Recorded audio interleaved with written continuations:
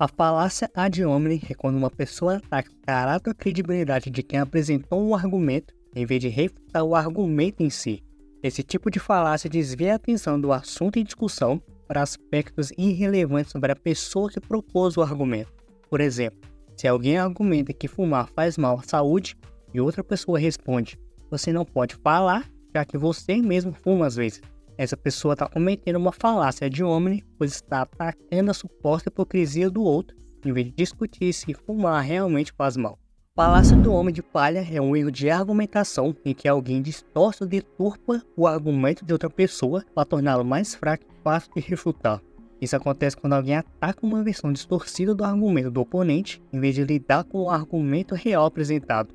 Um exemplo comum seria se alguém defendesse que reduzir o consumo de carne poderia proteger o meio ambiente e outra pessoa respondesse dizendo que essa ideia significa que todos devem parar de comer carne imediatamente, criando assim um argumento exagerado e distorcido. A falácia da generalização precipitada ocorre quando alguém tira uma conclusão geral com base em evidências insuficientes ou em poucos exemplos. Esse tipo de falácia envolve fazer uma generalização ampla a partir de um número limitado de casos específicos. Por exemplo, se alguém visita uma cidade e encontra alguns moradores mal educados, então conclui que todos os habitantes dessa cidade são mal educados. Essa pessoa está cometendo uma falácia da generalização precipitada, pois está generalizando para toda a população com base em uma amostra muito pequena. Outro exemplo seria se alguém conhece algumas pessoas que não gostam de ler, então conclui que ninguém gosta de ler hoje em dia. Uma generalização exagerada a partir de poucos casos.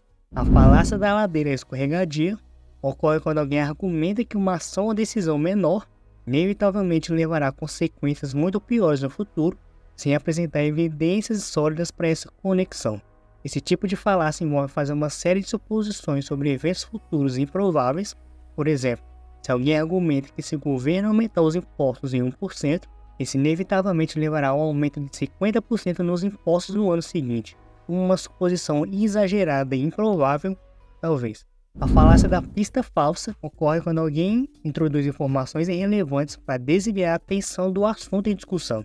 Essa tática é usada para evitar defender um argumento mais difícil, mudando os termos do debate. Por exemplo, se alguém argumenta que o governo deveria investir mais em educação e outra pessoa responde: "Mas e a corrupção no governo?" Essa pessoa está cometendo uma falácia da pista falsa, pois está desviando o assunto para a corrupção e não é relevante para o argumento original sobre investimento em educação.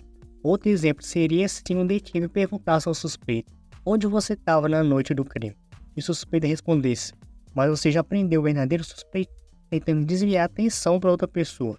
A falácia da falsa dicotomia ocorre quando alguém apresenta uma escolha entre apenas duas opções, quando na verdade existem outras alternativas possíveis.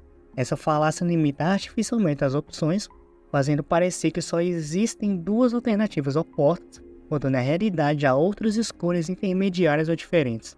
Por exemplo, se alguém argumenta que ou você está com a gente ou está contra nós em uma discussão política, essa pessoa está cometendo uma falácia na falsa dicotomia, pois existem muitas outras opções possíveis além de simplesmente apoiar o seu povo. A falácia do apelo à autoridade ocorre quando alguém usa a opinião de uma autoridade especialista para provar um ponto, mesmo que essa opinião não seja relevante ou não esteja fundamentada em evidências sólidas.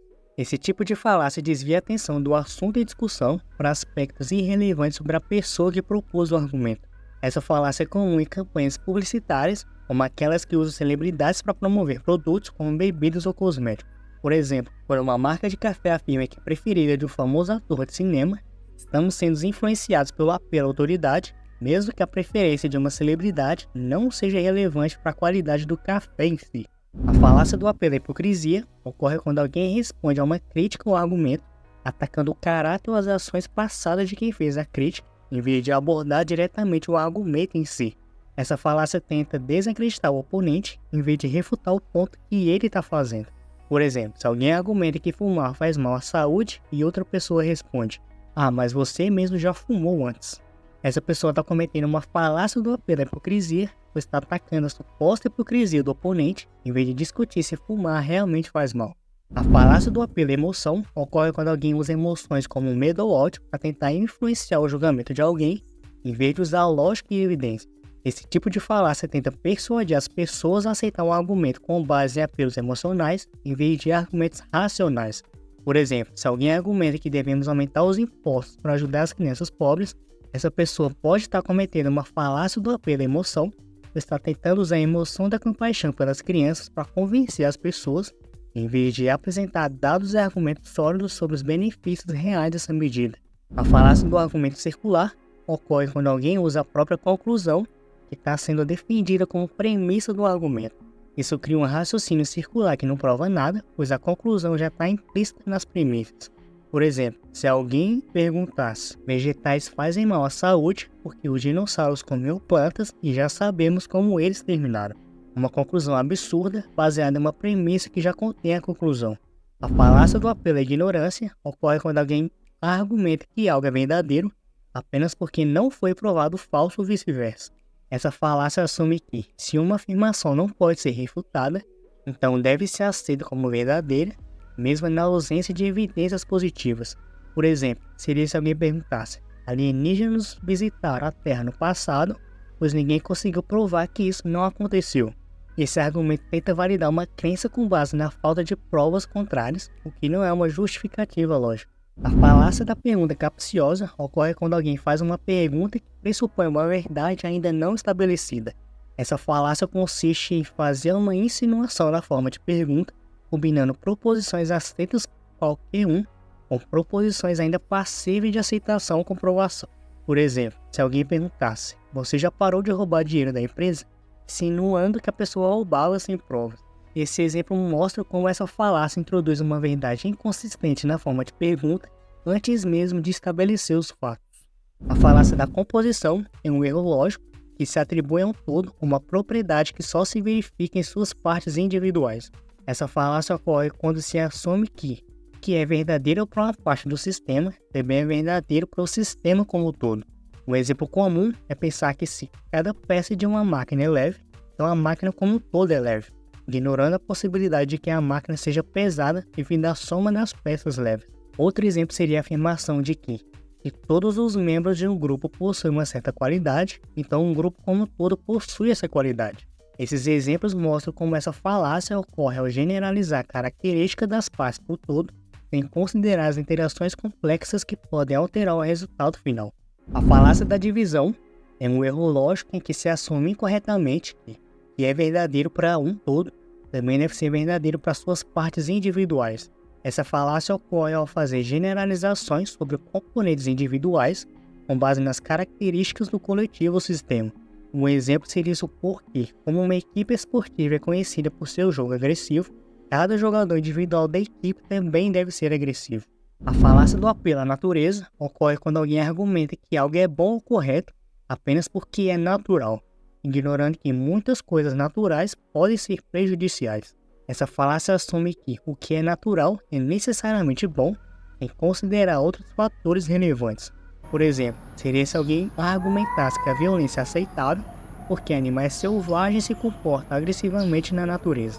Esse exemplo mostra como o apelo à natureza tenta justificar algo apenas por ser natural, sem considerar se isso realmente é bom ou desejável.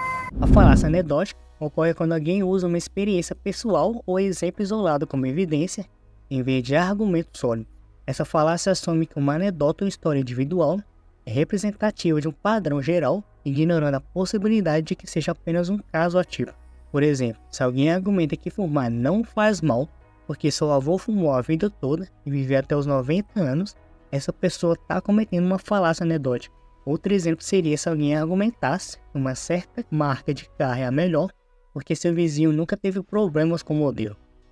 A falácia do apelo à tradição ocorre quando alguém defende uma ação ou crença simplesmente porque ela já é feita há muito tempo. Essa falácia assume que algo é aceitável apenas porque faz parte da tradição, sem considerar se é realmente justificável ou benéfico. Por exemplo, se alguém argumenta que faz uma coisa desde quando era criança porque foi ensinado assim, essa pessoa está cometendo uma falácia do apelo à tradição.